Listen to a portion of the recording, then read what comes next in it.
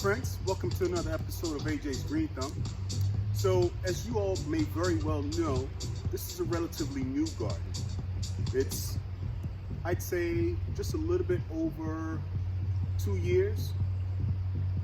So there's a lot of initial projects that I'm working on. Take this bed behind me that has Lady Limelight. So I'm gonna continue from the last video, and I'm gonna go through this bed and do a blitz weeding. I'm gonna transplant a few items, kind of moving the furniture around a little bit. In addition to the weeding, I'm also going to continue working on the border of the bed.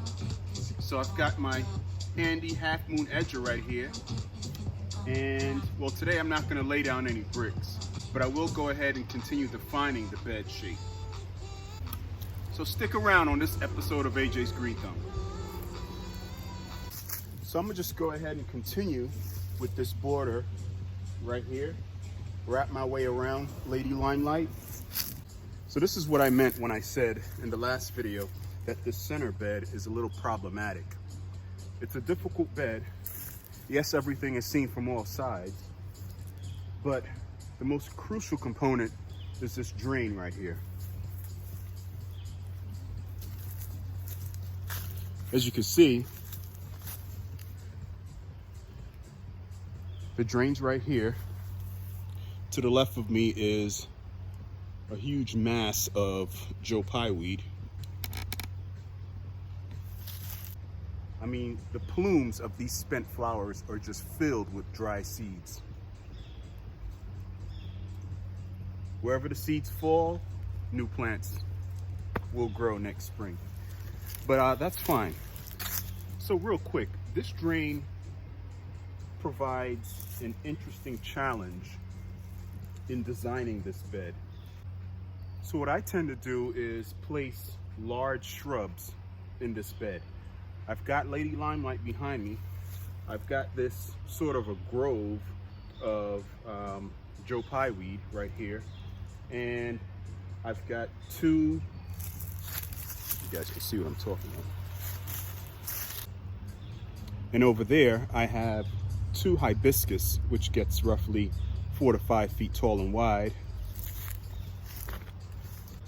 The front of the bed, I have a coral bark Japanese maple, and right over here I have a coppertina 9 bark. So these plants get relatively large. So the reason for me putting these large shrubs in this border is to kind of soften the drain situation. As you guys may know, planting beds are never totally finished. But once I get this bed to where I'm a little more satisfied, in addition to having large shrubs surrounding the drain, I'll place a lot of ground cover material underneath these large shrubs. All right, so let me go ahead and continue working on this border. So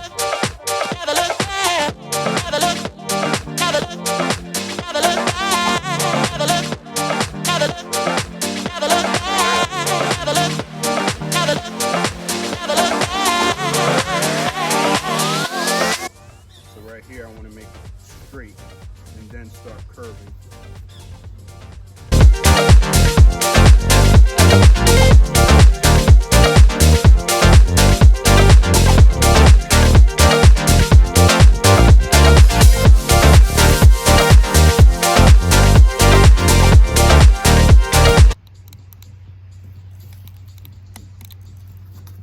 All right, guys, so disregard that trash heap of pallets and bricks and whatnot over there.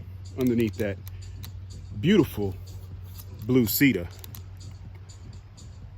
Isn't that gorgeous? Anyhow, this area right here, in conjunction with this center bed behind me, I want to leave enough room between this center bed and that side of the garden. enough room where equipment can traverse through here and get to the latter part of the garden. Okay, the back part. That's one of my design principles I make sure to kind of include when designing this garden. Make sure I have enough room for large equipment to go through.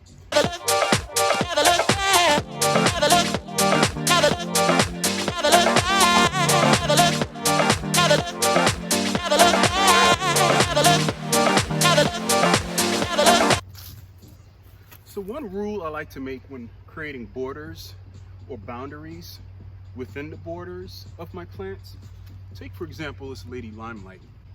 What I found to be a good practice is creating a very generous border for that large plant. My rule is that a border should be as wide as or even further than the drip line of your large shrub or tree. So in this case, as you guys can see, here's the outermost drip line of Lady Limelight. Now you notice I still have about 1.5 to 2 feet outside of beyond the drip line for Lady Limelight, and that's where I end my border.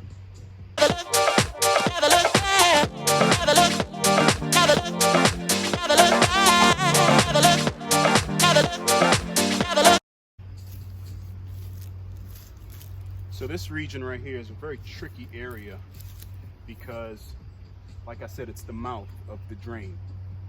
Everything flows here and then starts going into the drain.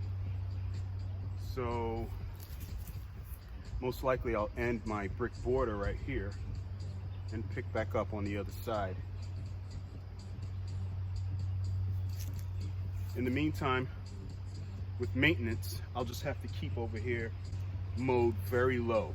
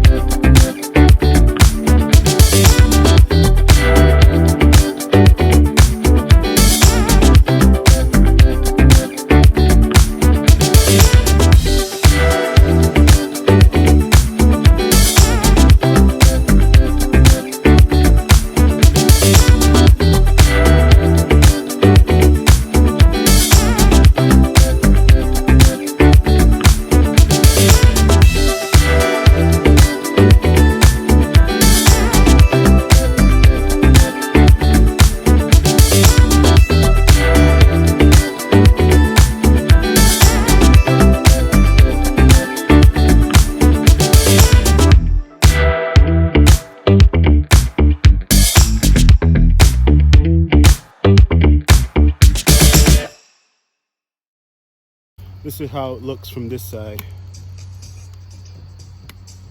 going towards the cut flower garden.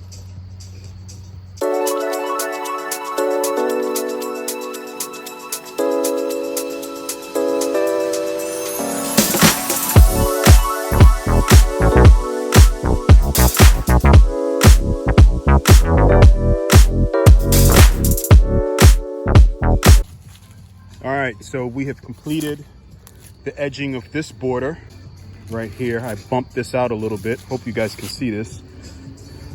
Oh, looks like my light came on. My camera light came on. Awesome. All right, so you guys see what I'm talking about. I ended right there last week in the last video. This walkway is an edge, and I just followed through right here. I bumped out a bit because of these rose mallow hibiscus. Their drip line. You guys remember the principles I threw out there earlier in the video about your large shrubs should have a border that is either at the drip line or beyond, a little bit beyond the drip line. That's what we have here with this rose mallow. So that bumps out the bed, and we continue on in a relatively straight line. Here's the drain in relation to the end of this bed. Okay, that right there is a Chobani spirea. All right, so I put a grouping of 3, 1, 2, 3 right here, and then I'll populate all of this with sedum and catmint. Here's the embankment of Joe Pye weed. Kind of lift the camera up so you can see. I'm so glad that the light came on for the camera. That was purely a mistake. I did not arrange that to happen. And so the border continues on. This boxwood has to come out of here. I've got a peony right there. I think I'll put I'll probably put a tree peony. I think it's a Bartzella. I'll take this boxwood out and put a grouping of 3 peonies right here. I think one is a Adolfo Rousseau, and another one here is, one's purplish and one is reddish, something like that. I don't know, I don't remember. This variegated boxwood is going to go right where it is, or somewhere within this vicinity of the edge of this bed. I tell you, it's so good when you have a sharp edge. You're able to work with an actual boundary, and from that you can plan your bed. So like I mentioned earlier, this is a bit of a challenge. This is the opening of the drain. I just got to keep that well mowed. Over here we continue the border, and this is under Lady Limelight. I'd say she spans about 18 to 20 feet wide and about 17 feet tall. This whole area, this part of the bed, I'm going to go ahead and put a lot of catmint. I'm going to put a lot of catmint and probably salvia. I'm going to move those 2 dwarf butterfly bushes, kind of put them over here where they can receive some more sun. And this whole front area of this bed will be catmint. So it'll just be a sea of catmint and maybe some salvia. You guys remember this, I worked on this on the last video. Right here I have a coral bark maple. Okay, so you guys get the idea. In a nutshell, that's this bed. It looks like a hot mess because there's a lot going on here. I've got some weeding to do. That's all going to be covered in the next video. All right, guys, see you in the next video. Thanks for watching. This is AJ's Green Thumb. Feel it in my body, feel it in my feet.